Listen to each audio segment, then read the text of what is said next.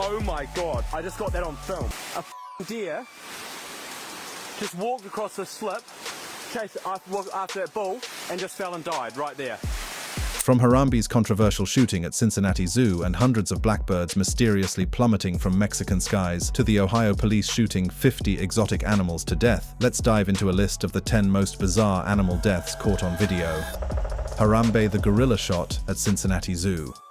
The afternoon of May 28, 2016 began like any other at the Cincinnati Zoo, with families enjoying the warm weather and children marveling at the magnificent creatures housed within the facility's carefully constructed habitats. However, within minutes, this ordinary day would transform into one of the most controversial and widely debated animal deaths in modern history. Harambe, a 17-year-old western lowland gorilla, was fatally shot by zoo staff after a 3-year-old boy fell into his enclosure. The tragedy unfolded with terrifying speed, yet the 10 minutes that followed seemed to stretch into eternity for everyone involved. The massive silverback, weighing approximately 400 pounds and possessing the strength of 10 men, found himself in an unprecedented situation when the small human child tumbled into his domain.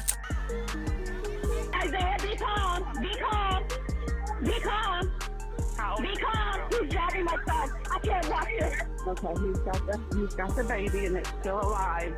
But he's dragging him from one end to the other. What makes this tragedy particularly complex is the behavior exhibited by Harambe in those final moments. Video footage shows Harambe dragging the child, but animal behaviorists remain divided on whether his actions demonstrated protective instincts or territorial aggression. Some experts argued that the gorilla was displaying typical silverback behavior, attempting to move what he perceived as a member of his group to safety. Many people argue that the screaming and panicking from the crowd was what scared Harambe, forcing him to drag the child across the enclosure. Putting the safety of the child first, Zoom officials killed Harambe with a gun. The decision to use lethal force rather than tranquilizers became a focal point of intense scrutiny. Zoo officials explained that tranquilizer darts take several minutes to take effect and could potentially agitate an already stressed animal. The split-second decision made by the zoo's emergency response team prioritized immediate human safety over the life of one of the world's most endangered species. While Harambe was killed in a controversial effort to protect a child, the next shocking death was surrounded by more mysterious circumstances. Mass die-off of yellow-headed blackbirds in Mexico. The morning of February 7, 2022, in Chihuahua, Mexico began with typical sounds of urban life mixing with the natural chorus of migrating birds. Can you believe that?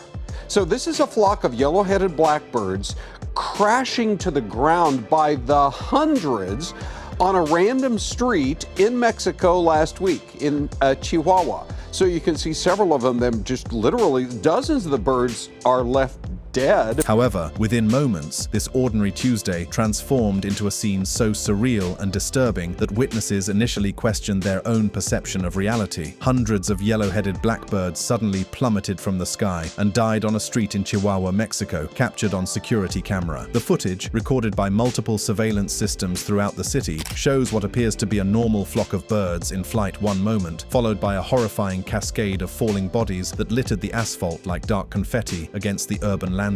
The security camera footage reveals the tragedy's eerie precision. The birds didn't fall individually over an extended period, but rather seemed to lose their ability to fly almost simultaneously, creating a synchronized descent that witnesses described as otherworldly. Local residents, many of whom had never witnessed anything similar in their lifetimes, stood frozen in disbelief as hundreds of small bodies struck the pavement with sickening thuds. Experts attributed the mass die-off to a collision with a building during migration, but the eerie synchronized fall remains mysterious. Leading ornithologists and wildlife biologists from across Mexico and the United States converged on Chihuahua to investigate the phenomenon, bringing sophisticated equipment and decades of experience studying avian behavior. The collision theory, while providing a scientific framework for understanding the event, raised as many questions as it answered. Birds are remarkably adept at navigating urban environments, possessing sophisticated visual and magnetic compass systems that typically prevent such catastrophic encounters. The fact that hundreds of birds simultaneously lost their navigational abilities suggested either a perfect storm of environmental factors or something more complex than a simple collision. The catastrophe occurred during peak migration season for yellow-headed blackbirds, when millions of these distinctive waterfowl travel from their breeding grounds in North America to wintering areas in Mexico and Central America. This annual journey, spanning thousands of miles, is fraught with natural hazards, but mass mortality events of this magnitude are exceptionally rare. Many witnesses reported experiencing nightmares and anxiety following the event, describing the sound of hundreds of birds hitting the ground as haunting and unforgettable. While hundreds of birds fell mysteriously from Mexican skies, our next tragedy reveals what happens when human desperation unleashes deadly chaos across an entire community.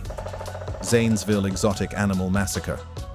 The evening of October 18, 2011, began quietly in the rural community of Zanesville, Ohio, where residents were settling into their typical Tuesday night routines, unaware that they were about to witness one of the most extraordinary and tragic wildlife catastrophes in American history. In Zanesville, Ohio, police shot and killed nearly 50 exotic animals, including lions, tigers, bears, and giraffes, after their owner released them. Terry Thompson, a 62-year-old exotic animal collector struggling with legal troubles and personal issues, made the fateful decision to open the cages and enclosures on his Muskingum County animal farm before taking his own life, unleashing a menagerie of dangerous predators into the Ohio countryside. The scope of Thompson's collection was staggering: 18 Bengal tigers, 17 lions, 6 black bears, 2 grizzly bears, 3 mountain lions, 2 wolves, and a baboon, among other animals. These were not domesticated creatures, but apex predators with all their natural hunting instincts intact, suddenly finding themselves free to roam through suburban neighborhoods. Dashcam and news footage captured the chaotic hunt and some animals' final moments as they were euthanized to protect the public. The law enforcement response required coordination between multiple agencies, none of whom had protocols for dealing with such an extraordinary situation. Officers found themselves in the surreal position of conducting armed patrols through rural Ohio, hunting for Bengal tigers and African lions. We had animals outside that fenced area along the road that were trying to get loose. I had deputies that had to shoot animals with their sidearms at close range. The decision to use lethal force rather than tranquilizers was made with heavy hearts but clear priorities. Law enforcement officials explained that tranquilizer darts take up to 15 minutes to take effect on large predators, during which time the animals could cover significant ground and potentially encounter civilians. With darkness falling and the animals dispersing across several square miles, the risk of human casualties was deemed unacceptably high. Veteran officers who had served for decades were visibly shaken as they tracked down animals they had never expected to encounter outside of a zoo. Many later reported that the sounds of the dying animals haunted their dreams for months afterward. Ohio had some of the most permissive exotic animal ownership laws in the United States. The Zanesville mass killing of these exotic beauties legislative reform, leading to some of the strictest exotic animal ownership laws in the nation. Perhaps most tragically, DNA analysis later revealed that several of the killed tigers were genetically valuable members of the critically endangered Siberian tiger subspecies. While Ohio's exotic animal massacre resulted from one man's final destructive act, Yellowstone's pristine wilderness harbored a more primal and disturbing form of violence. Grizzly bear cannibalizing black bears in Yellowstone.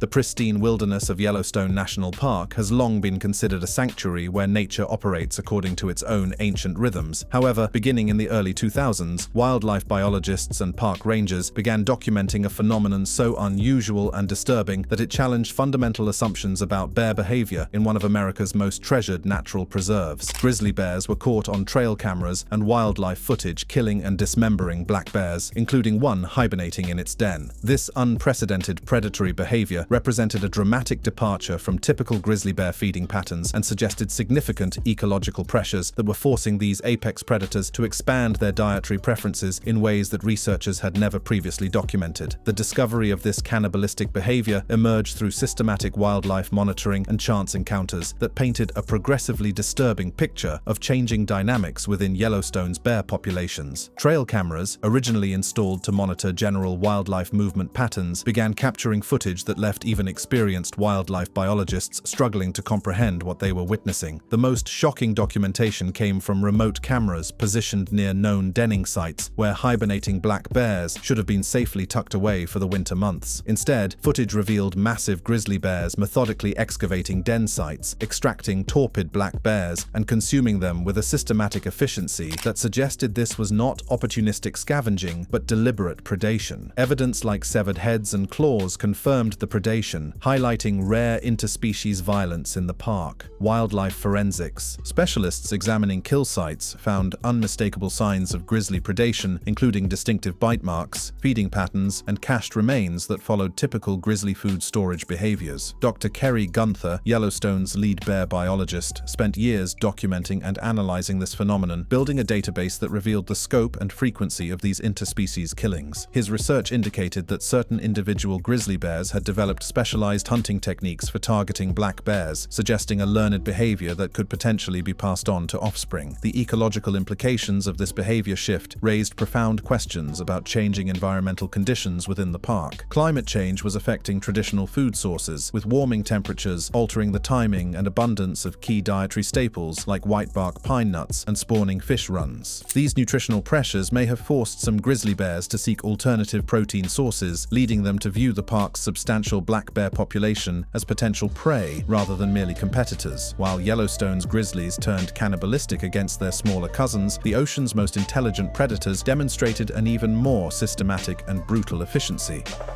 Orcas dismembering a gray whale calf in Monterey Bay. The pristine waters of Monterey Bay, California, have long been celebrated as one of the world's premier marine sanctuaries, where the confluence of deep ocean currents and coastal upwelling creates an underwater oasis teeming with life. On this particular morning in 2004, whale-watching enthusiasts aboard commercial tour boats anticipated the usual spectacular displays of marine wildlife.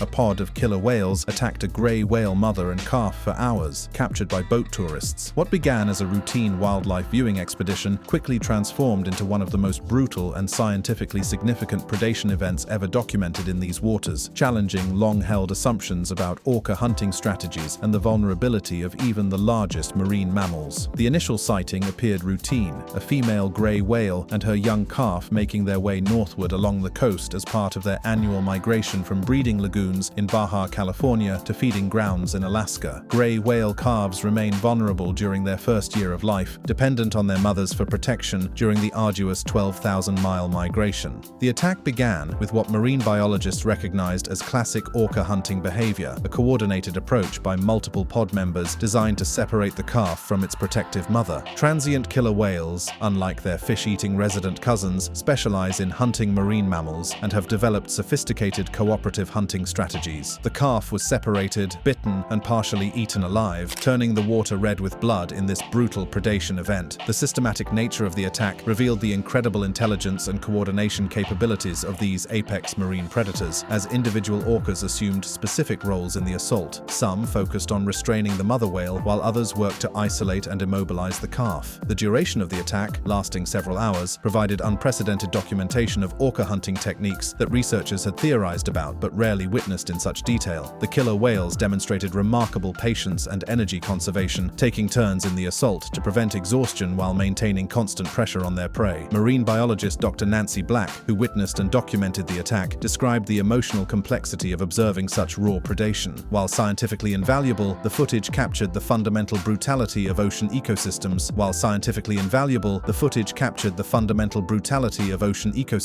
Where even the largest creatures remain vulnerable to coordinated predatory pressure. Tourist reactions aboard the whale-watching vessels ranged from fascination to horror, with many passengers experiencing emotional distress at witnessing such graphic, natural predation. While marine hunters displayed their natural predatory prowess in Monterey Bay, Africa's gentle giants revealed a shocking capacity for violence when their psychology was damaged.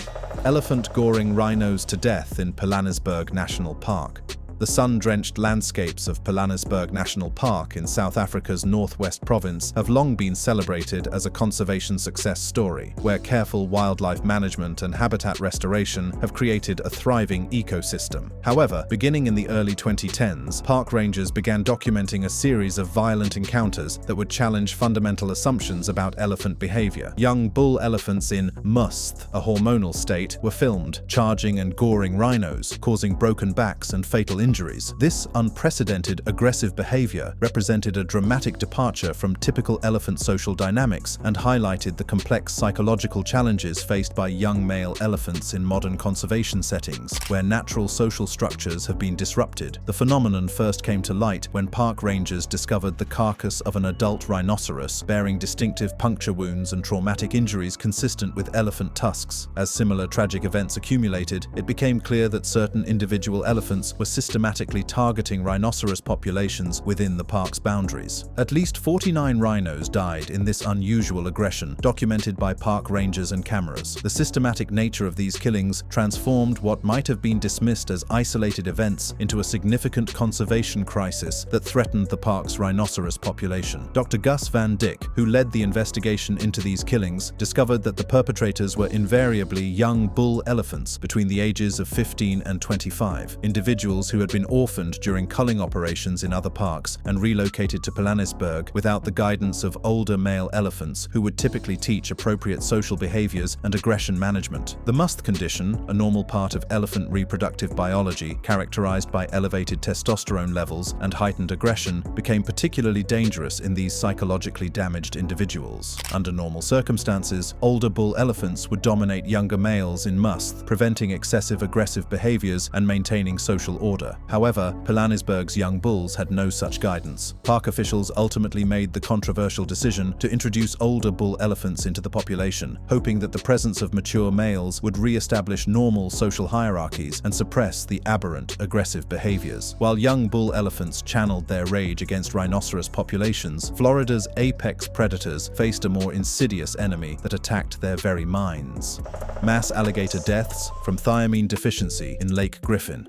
The cypress-lined shores of Lake Griffin in central Florida have long been synonymous with the mysterious beauty of the Everglades ecosystem. However, during the 1990s and early 2000s, this seemingly pristine aquatic environment became the epicenter of one of the most disturbing and scientifically puzzling wildlife die-offs in American history. Hundreds of alligators died and floated belly up in Florida's Lake Griffin, with zombie-like behavior captured on video before death. The initial reports from local residents and wildlife officials described scenes so surreal and disturbing that they seemed more appropriate for science fiction than natural history, as these apex predators began exhibiting neurological symptoms that transformed them into mere shadows of their evolutionary perfection. The first indicators of the emerging crisis were behavioral abnormalities that violated everything biologists understood about normal alligator behavior patterns. These powerful predators, typically characterized by patient stillness, punctuated by explosive bursts of precisely coordinated movement, began displaying erratic locomotion, loss of coordination, and apparent disorientation. The condition was caused by a dietary deficiency from invasive fish, showing neurological damage linked to human environmental changes. Dr. F. Wayne King, a leading alligator researcher who investigated the Lake Griffin die-offs, eventually traced the problem to a cascade of ecological disruptions that began with the introduction of invasive fish species into the lake's ecosystem.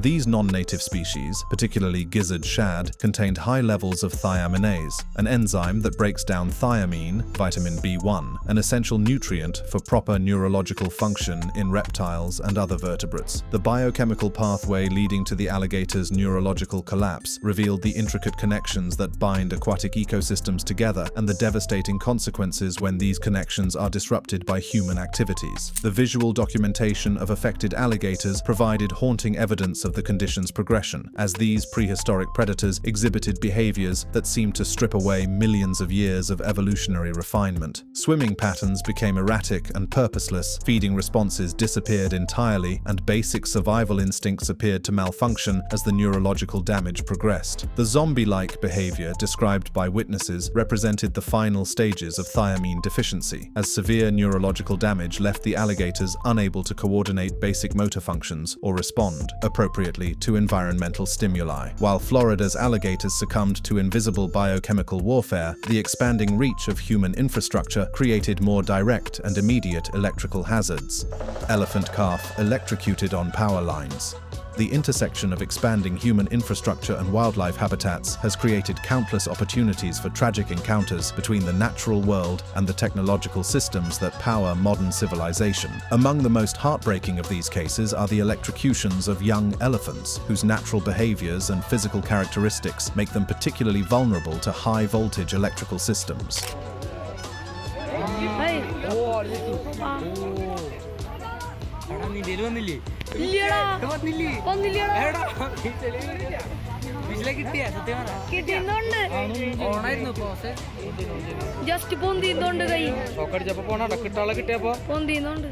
A young elephant calf was shocked to death by high-voltage wires in a compilation of wildlife electrocutions. These tragedies, captured by security cameras and bystander witnesses, reveal the deadly consequence of habitat fragmentation and infrastructure development in regions where elephant populations continue to follow ancient migration patterns that predate human settlement by thousands of years. The physical characteristics that make elephants such magnificent and adaptable creatures also make them exceptionally vulnerable to electrical hazards. Their large size brings them into contact with power lines that pose no threat to smaller animals, while their sensitive trunks often make initial contact with electrified surfaces as they investigate unfamiliar objects in their environment. Similar footage shows other large animals like deer and lions convulsing and dying from accidental contact with electrical infrastructure. The global nature of this problem reflects the universal conflict between wildlife conservation and infrastructure development, as electrical grids expand into previously undeveloped areas, while simultaneously bisecting critical wildlife corridors. The behavioral patterns that lead to these electrocutions often involve normal elephant activities that become deadly when conducted near power lines. Young elephants learning to use their trunks may reach toward interesting objects without understanding the danger,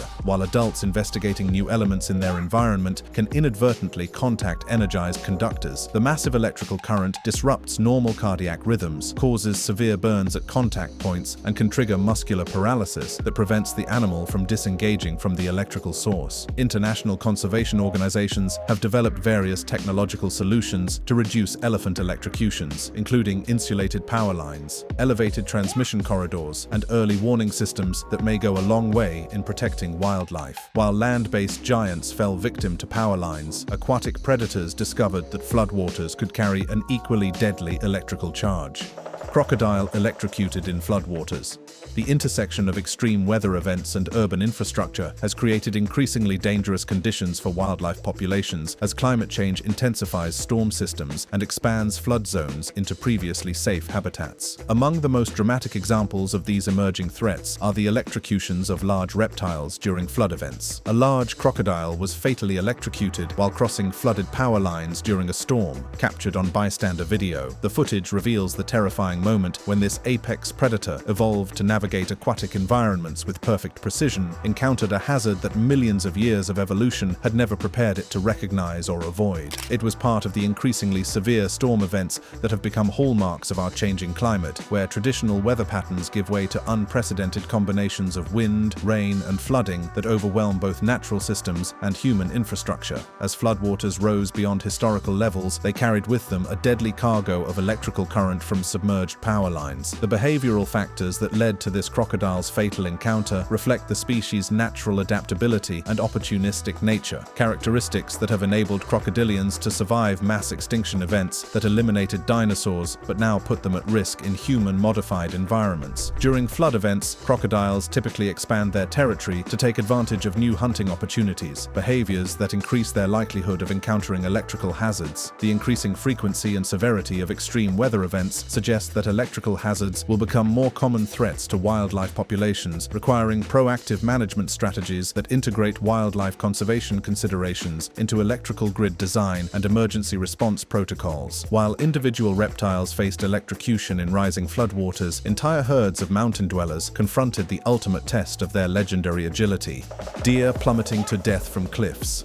The majestic landscapes of North America's mountainous regions have long provided critical habitat for diverse ungulate populations, where steep terrain offers both protection from predators and access to seasonal food resources. However, the same topographical features that provide evolutionary advantages can also create deadly hazards when environmental conditions force these agile animals into situations where their remarkable adaptability reaches its fatal limits. Multiple deer were recorded slipping and falling hundreds of feet off icy cliffs or steep drops while fleeing predators or migrating.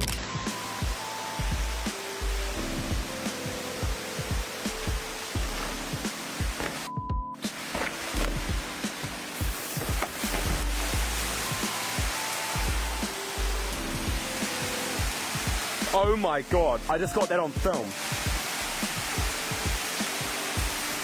A deer just walked across the slip, chased after that bull, and just fell and died right there.